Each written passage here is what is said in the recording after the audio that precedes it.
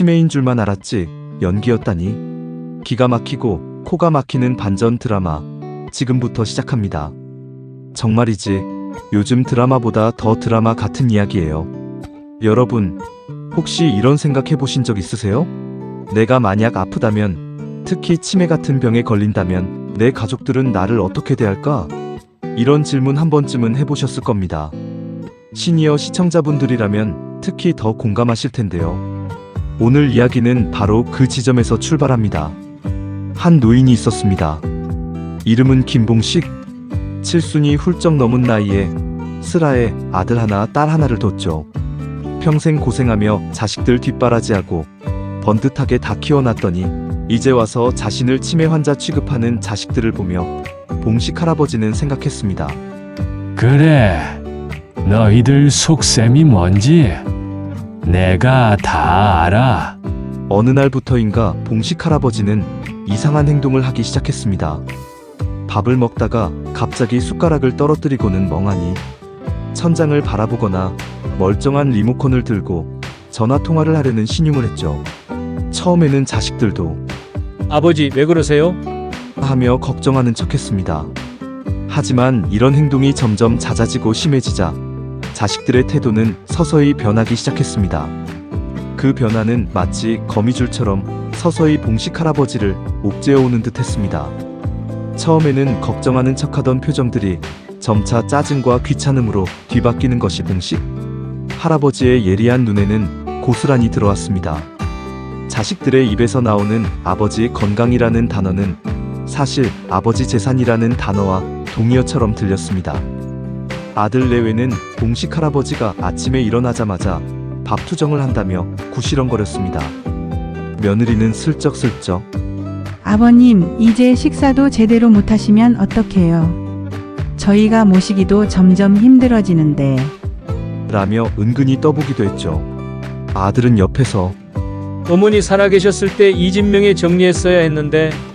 라며 한숨을 쉬기 일쑤였습니다. 딸은 또 어땠을까요? 엄마 몫으로 받아야 할 유산이 적어질까봐 전전긍긍했습니다. 매번 찾아와서는 아버님, 요즘 기억력은 좀 어떠세요? 병원 진찰은 제대로 받아보셨어요? 하며 눈빛으로 재산을 캐물었죠. 물론 입 밖으로는 아버지 걱정돼서 그래요. 병원에 가보셔야죠. 하면서 효자, 효녀 코스프레를 했습니다. 그들의 속내가 빤히 보이는 연기였지만 봉식 할아버지는 꾹 참았습니다. 속으로 비웃었습니다. 웃기는 소리들 하고 있네. 내 돈에만 관심 있는 주제에. 이런 자식들의 태도를 보며 봉식 할아버지는 결심했습니다. 그래, 너희들이 원하는 대로 해줄게. 하지만 그 대가는 혹독할 것이다. 그는 자신의 연기가 더욱 완벽해져야 함을 깨달았습니다. 단순히 기억을 잃은 척하는 것을 넘어 때로는 어린아이처럼 떼를 쓰거나 이해할 수 없는 말을 내뱉는 등 치매 환자의 전형적인 행동들을 완벽하게 재현하기 시작했습니다.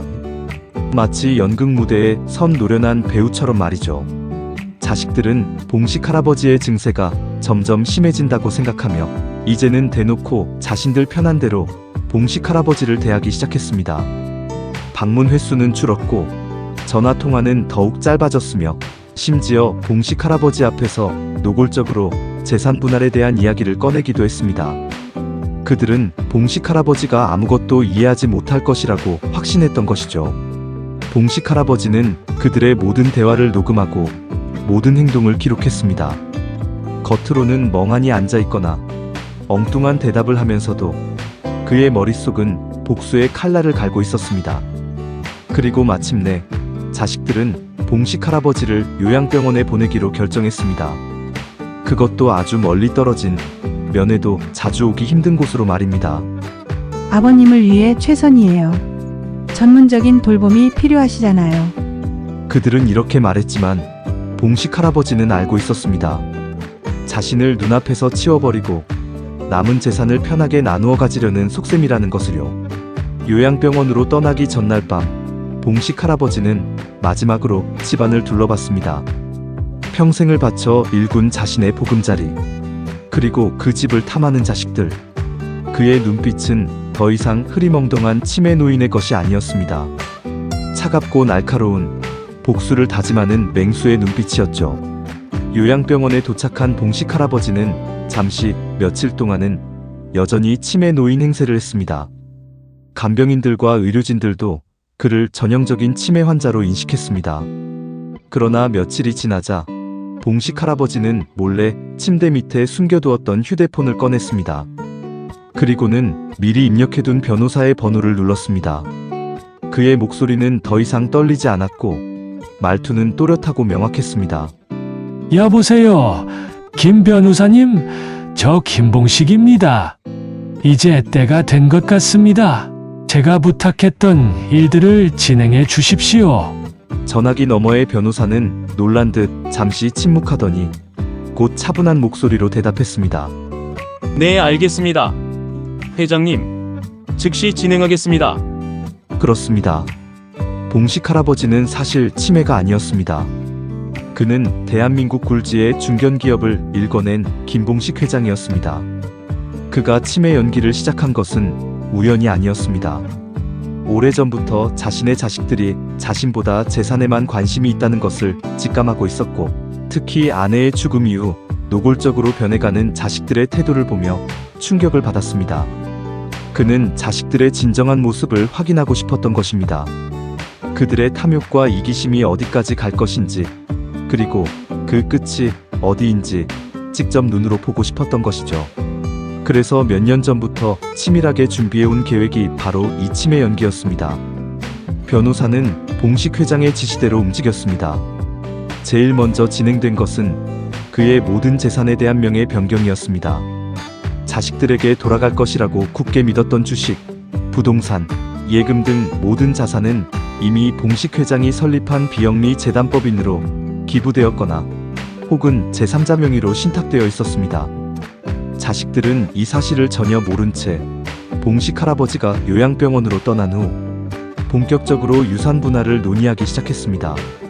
그들은 변호사를 통해 봉식 할아버지의 재산 현황을 파악하려 했지만 돌아오는 대답은 김봉식 회장님의 자산은 이미 투명하게 정리되어 있으며 상속 대상이 되는 재산은 없습니다라는 충격적인 말이었습니다. 자식들은 처음에는 믿지 않았습니다. 말도 안 돼. 우리 아버지가 평생 모은 재산이 얼만데? 그들은 온갖 방법을 동원해 진실을 파헤치려 했지만 모든 법적인 절차는 이미 완벽하게 마무리되어 있었습니다. 봉식 회장의 치밀함은 그들의 상상을 초월했습니다. 절망에 빠진 자식들은 그제야 봉식 할아버지를 찾아 요양병원으로 향했습니다. 그들은 이제 더 이상 돈을 바라는 것이 아니라 그저 아버지, 저희가 잘못했어요 라고 빌기 위해 왔을지도 모릅니다. 하지만 그들이 마주한 것은 더 이상 치매 노인이 아니었습니다. 봉식 회장은 멀쩡한 정신으로 그들을 맞이했습니다. 이제야 왔느냐? 내가 너희들에게 해주고 싶은 말이 참 많았는데. 그의 눈빛은 싸늘했고 목소리에는 어떤 흔들림도 없었습니다. 자식들은 경악했습니다. 아버지, 멀쩡하셨던 거예요. 그럼 그동안 그 모든 게 연기였다고요? 아들은 주저앉아 울부짖었고 딸은 충격으로 말을 잇지 못했습니다. 봉식 회장은 차분하게 말을 이어갔습니다. 그래, 연기였다. 너희들의 본 모습을 보기 위한 나의 마지막 시험이었지. 그리고 너희들은 보기 좋게 실패했구나. 너희들이 원하던 재산은 이제 한 푼도 없을 것이다. 너희들이 가장 아끼는 것을 잃었으니 이제 좀 정신을 차릴 때가 되지 않았겠느냐?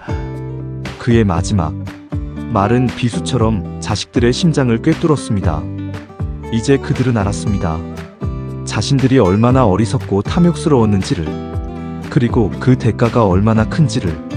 봉식 회장은 그들에게 아무런 미련도 남기지 않은 채 자신의 새로운 삶을 시작했습니다.